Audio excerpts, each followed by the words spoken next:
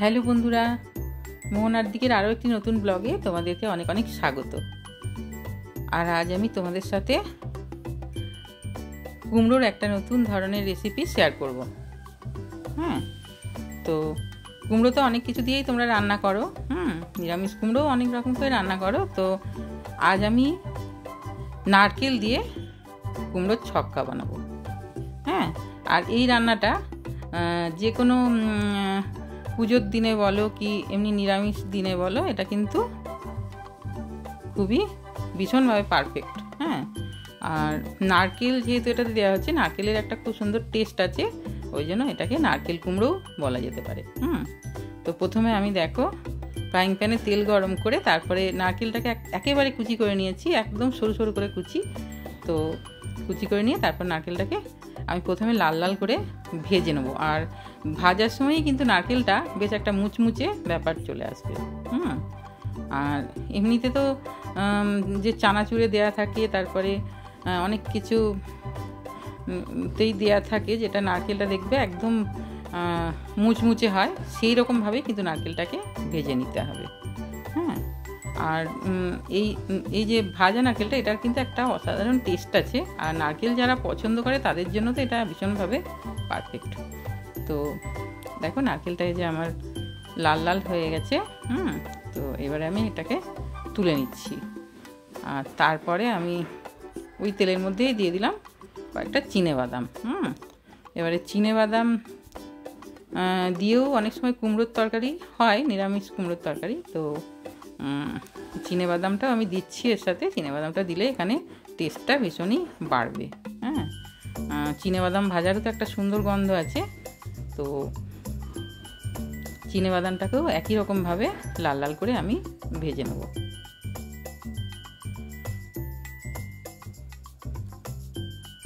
আর এটা এমনি নিরামিষ ভোগে, ধরো খিচুড়ির সাথেও কিন্তু এটা খুবই টেস্টি হয়। আর তারপরে দেখো তেলের মধ্যে ফোড়নে দিয়ে দিলাম আমি 5 ফোড়ন আর শুকনো লঙ্কা 2টো খণ্ড করে। এবারে 5 ফোড়নটা কিন্তু এখানে মাস্ট, 5 ফোড়ন দিতেই হবে। এবারে যদি কেউ ভাবে যে আমি জিরে ফোড়ন দিয়ে রাঁধবো, তাহলে কিন্তু এই টেস্টটা কিন্তু পাওয়া যাবে না। 5 ফোড়নের যে একটা সুন্দর মিষ্টি গন্ধ, আর 5 ফোড়নটা ভাজার পর তো আরও একটা সুন্দর গন্ধ বেরোয়, সেইটা কিন্তু এই তরকারিতে যাবে। তারপরে দেখো এই যে কুমড়ো আর আলু আমি কেটে রেখেছি। আলু খুবই কম আছে, কুমড়োই বেশি আছে। তো আলুটা দিয়েছি, কারণ আলুটা না দিলে কি হবে, একেবারে ছাড়া ছাড়া হবে তরকারিটা। আলুটা ওই জন্য আমি ছোট ছোট আলু 2টো দিয়েছি। আর এখানে কুমড়ো আর আলুটাকে এবার একটু ভাজা ভাজা করে নেব। তো এর মধ্যে আমি আন্দাজ মতো নুন হলুদটা দিয়ে দেবো।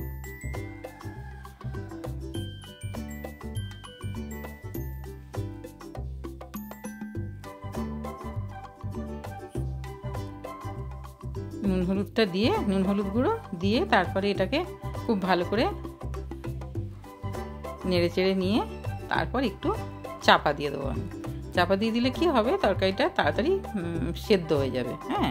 কুমড়ো এমনিতে সেদ্ধ হতে খুব বেশিক্ষণ লাগে না, তবুও একটু বড় বড় কাটা আছে তো, এবারে কি বলো তো, মানে তাড়াতাড়ি হয়ে যাবে রান্নাটা আর কি। তো এবারে দেখো ঢাকনাটা আমি ওই 2 মিনিট মতো আমি ঢাকনা দিয়ে রেখেছিলাম। তারপরে ঢাকনাটা খুলে নিয়েছি। ঢাকনাটা খুলে নিয়ে তারপর এবারে মশলাগুলি দিয়ে দেবো। আর মশলা বলতে এখানে খুব বেশি কিছু লাগবে না। এখানে ওই দিচ্ছি 1 চামচ আদা বাটা দেবো, যেহেতু এটা সম্পূর্ণ নিরামিষ রান্না। সেই জন্য এখানে এটা আদা বাটা দিয়েই হবে।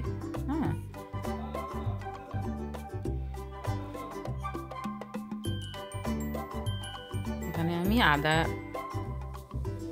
বাটা দিয়ে দিলাম, ওই বড় চামচের 1 চামচ। আর আঁচটা একটু কমানোই থাকবে, তা না হলে এগুলো কিন্তু পুড়ে যেতে পারে মশলাগুলি। তো তারপরে গুঁড়ো মশলা দিয়ে দিলাম, দেখো জিরের গুঁড়ো আর ধনের গুঁড়ো।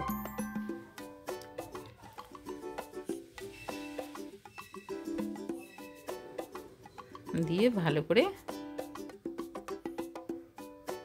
মশলাটাকে কষিয়ে নিতে হবে। আর মশলাটা কষানোর সময় একটু জল দিয়ে কষালে ভালো হয় আর কি, তাহলে আর তলায় ধরে যায় না। তলায় ধরে যাবার ভয়টা তাহলে থাকে না আর কি।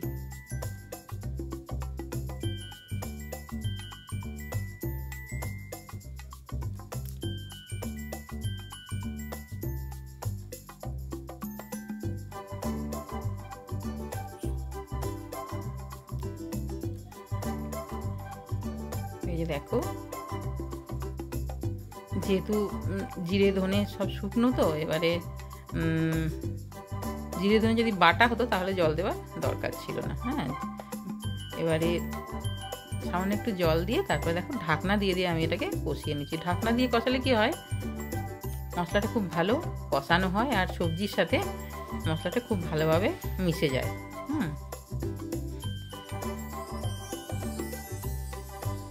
তারপরে দেখো ঢাকনাটা খুলে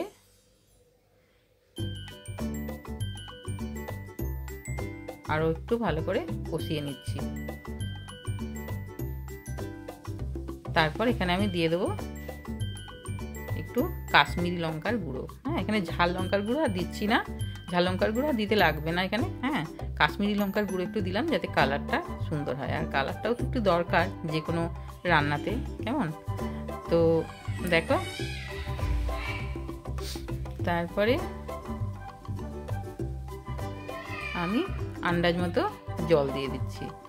হ্যাঁ, খুব বেশি জল দিতে লাগবে না, তো মোটামুটি আলু, তারপরে আলুটা যাতে ঠিকঠাক সেদ্ধ হয় সেটাও দেখতে হবে। কুমড়ো তাড়াতাড়ি সেদ্ধ হয়ে যাবে। হ্যাঁ, তারপরে দেখো এই ঝোলটা ফুটে উঠেছে। এবারে আমি এর মধ্যে যে নারকেলগুলি ভেজে রেখেছিলাম, নারকেল কুচিগুলি, সেগুলি দিয়ে দিচ্ছি। নারকেল কুচিগুলি এখন দিলে কি হবে, একটু কুমড়োর সাথে সুন্দর একটা মিশেও যাবে, আর তার সঙ্গে দিয়ে দিলাম চিনেবাদামগুলি। হ্যাঁ, এবারে চিনেবাদাম আর নারকেলটা কুমড়োর সাথে একটু সেদ্ধও হয়ে যাবে, তাহলে কি হবে, অতটা মুখে লাগবে না। তারপর দিয়ে দিলাম কাঁচা লঙ্কা কুচি, ওই 3টে কাঁচা লঙ্কা আমি কুচিয়ে রেখেছিলাম সেটা দিয়ে দিলাম। দিয়ে তারপরে আঁচটাকে একটু কমিয়ে তারপর চাপা দিয়ে দিয়েছিলাম দেখো। আর তারপরে ওই 3 মিনিট মতো রান্না করে নিয়েছি, 3-4 মিনিট মতো রান্না করেছি। তারপরে এটাকে খুলে এবারে দেখে নিচ্ছি সমস্ত সেদ্ধ হয়েছে কিনা। হ্যাঁ, কুমড়ো তো এমনিতে সেদ্ধ হয়েই যাবে, তবে আলুটা একটু সেদ্ধ হবার ছিল। হ্যাঁ, আলুটাও সেদ্ধ হয়ে গেছে।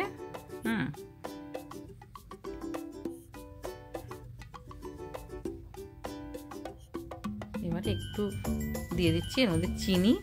1 চামচ চিনি দিয়ে দিলাম। আর চিনিটা কিন্তু এখানে মাস্ট, কারণ এই কুমড়োর তরকারিটা একটু মিষ্টি মিষ্টি হবে, আর এই তরকারিটা এমনিতে রুটি পরোটার সঙ্গে কিন্তু এটা বেশি ভালো যায়। হ্যাঁ, ভাতের সঙ্গে এটা খুব একটা ভালো যায় না, আর খিচুড়ির সঙ্গেও ভালো যায়, তবে এটা কিন্তু পরোটা, লুচি এগুলোর সঙ্গে অসাধারণ লাগে খেতে। হ্যাঁ, তো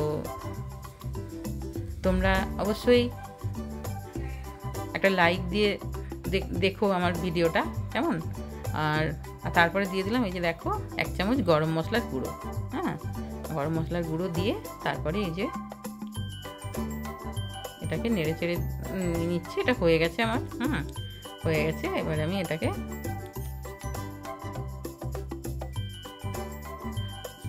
নামিয়ে দেবো। এটা হয়ে গেছে। আর এটা কিন্তু অসাধারণ খেতে হয়, আর তোমরা কিন্তু বাড়িতে অবশ্যই এটা ট্রাই করবে। হ্যাঁ, নিরামিষের দিনে। হ্যাঁ, তো আর যদি ভালো লাগে তাহলে অবশ্যই একটা লাইক দিয়ে দিও। তারপরে এই যে দেখো আমি একটা বোলের মধ্যে ঢেলে দিচ্ছি। এটা খেতে কিন্তু অসাধারণ হয়। হ্যাঁ, আর নারকেল বিশেষ করে যারা পছন্দ করে তাদের জন্য তো এটা ভীষণভাবে মানে পারফেক্ট। নারকেলি কুমড়ো এটা। আর অবশ্যই একটা লাইক কমেন্ট করবে। হ্যাঁ, ভিডিওগুলিতে লাইক কমেন্ট করলে আমরা ভিডিও বানানোর উৎসাহটা পাই। আর যদি নতুন বন্ধু হয়ে থাকো তাহলে আমার চ্যানেলটা প্লিজ সাবস্ক্রাইব করে দিও, আর পাশে থাকা বেল আইকনটা প্রেস করে দিও, যাতে নতুন ভিডিও দিলে তোমরা খুব সহজেই পেয়ে যাও, নোটিফিকেশনটা খুব সহজেই তোমরা পেয়ে যাও। আর সবাই খুব ভালো থাকবে। বাই।